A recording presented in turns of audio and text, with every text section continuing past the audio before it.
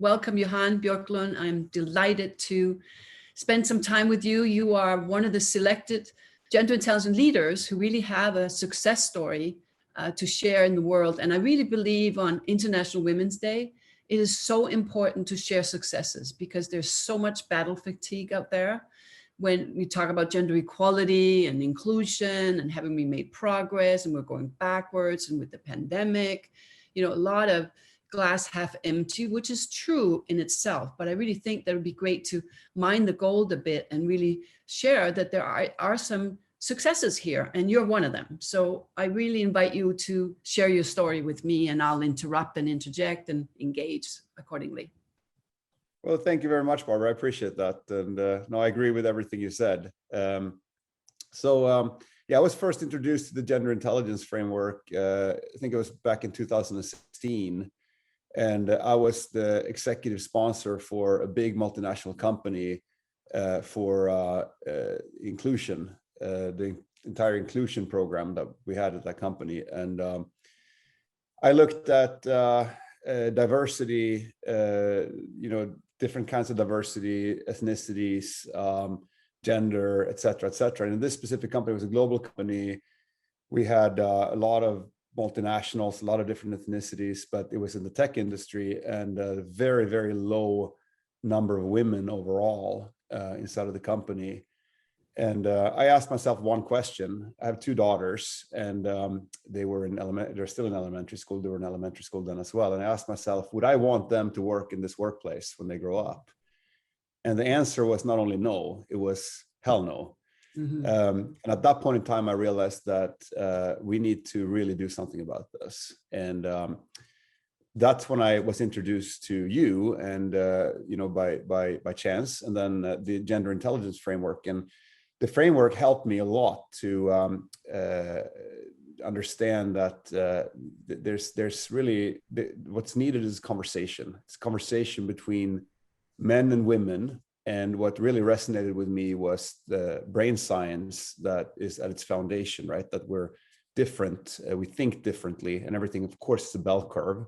But by thinking differently, then if you understand that, you can take advantage of that, and you can construct your teams a little bit differently to get those different perspectives as part of the overall dialogue in the team. Mm-hmm. And when you start thinking like that as a leader, now all of a sudden you can actually start driving change, but from a very different perspective, just doing sort of the right thing, because just doing the right thing is usually very hard to drive through in an organization. But by really focusing on the team and trying to get the best out of the team and getting a diverse team together, you can achieve some quite astonishing results. And I started seeing that by changing the composition of my leadership team, getting more strong women in there, we started having a different dialogue, different conversation, and the results actually were different as well. And they ended up getting more robust, getting better. We had fantastic financial performance actually as well. Not only as a result of this, but I think the team dynamics certainly helped to drive those results. It's excellent. Yeah. And I remember you shared some of the numbers in 1 year. It wasn't only the sales results, but also behavior around men and women working and winning together. Do you want to share some examples there in terms of what you were able to intervene with? Yeah. I can give you one example that's pretty interesting. We had a big customer meeting, and afterwards we had a debrief, and it was with my leadership subset of my leadership team, 3 men, 1 woman, and then myself as the leader. And the men started going through the meeting in chronological order, what had happened as part of the debrief. And everybody fell into that process of going through the meeting in that way. And the woman interjected herself and basically brought something up that had happened in a non-chronological order. And I could see all the men looking at each other, and something was off in their minds because she didn't follow the process. And then they ignored her and they continued, at which point, of course, the woman got extremely frustrated because she wasn't heard. So I just paused the meeting, and I asked her, what can you say this again? And of course, she made a lot of sense, and she came at it from a very different perspective, more of a holistic perspective, I would say, than the men that took a more serial approach, which is so classic, the gender intelligence framework. And now, by her being heard, of course, she continued to participate in the meeting. But if she wouldn't have been heard, she would have just shut off, and she wouldn't have been part of the conversation from then on after. So those were the small things. I think if you have the awareness around gender intelligence and your framework, I think that those are the small things. As a leader, you can interject yourself, and you can just get much better result and conversation out of your team. Small things that happens all the time, I think, in the workplace. Yes, and that's the thing that women share, of course. You know, in the last 30 years of doing this work, having written 5 books, they call it water torture syndrome. You know, it's that thing of not feeling heard, because women tend to use divergent thinking and men tend to use convergent thinking, right? And it's the combination of both, really. You know, but we tend to over converge in business, right? And that's why women who diverge gets ignored or dismissed, right? Yeah, and what I found in my leadership team was that conversations kind of slowed down a little bit when we got more women in it. When I had men, it was quicker, it was more transactional, it was more point A to point B.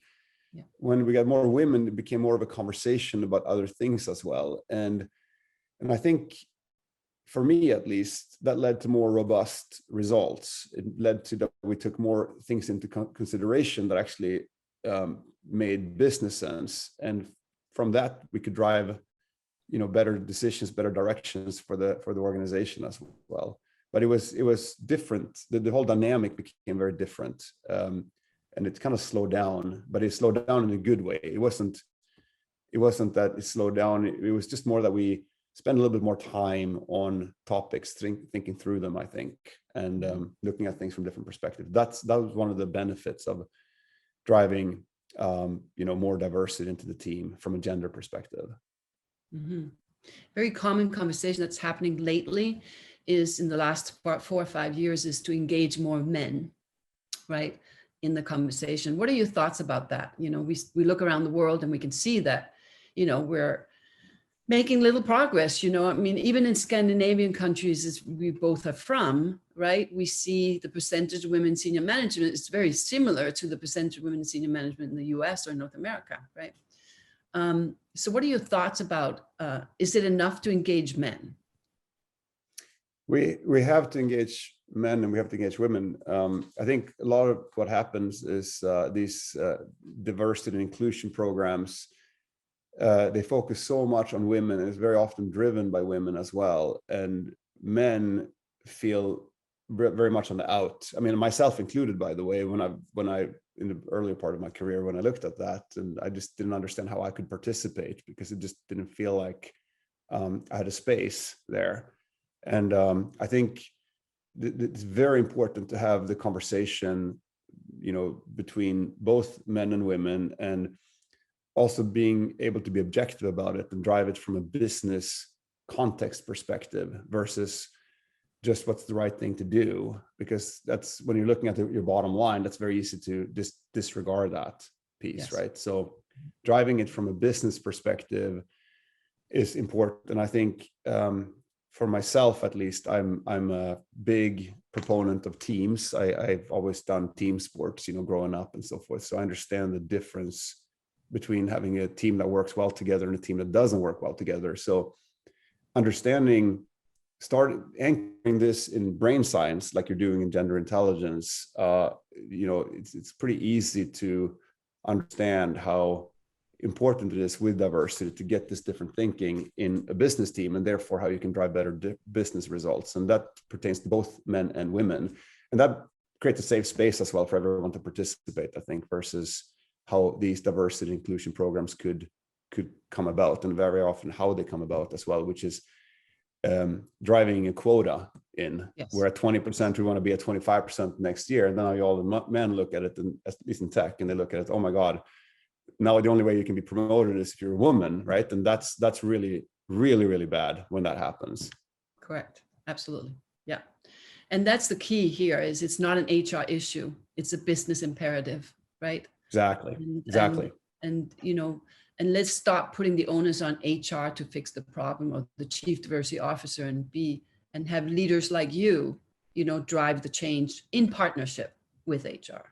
Yeah. Look, I'm a CEO right now, and I own this. Nobody else owns this. And this company that I came into about 1.5 years ago, they were all men in the leadership team. So, but it's my problem. I own it. It's not HR. HR is not going to be able to do anything about it. I own it. So that's where it starts, with the CEO, and that's it. Yes. Johan, thank you so much. Is there any last minute thoughts that you would like to share with me before we sign off? No, I can just say that I really appreciate the gender intelligence framework. It has helped me a lot. Even, I mean, in everyday life, just understanding that framework helps me having better dialogues when it comes to giving men and women feedback, because even that is something that is actually different as well in terms of how men and women often hear feedback when you do that in a structured way. And I've had so many comments from especially women in the workplace, right? When I'm applying the gender intelligence framework, how that makes them feel so much better. Because I think most of the tools that we learn as leaders have been developed by men and for men. And when you make some small tweaks to that, you can have a radically different result. So I really like what you're doing, Barbara, and I really hope that you will continue to do that, and that you have many others that will push that framework further. I really appreciate that, Johan.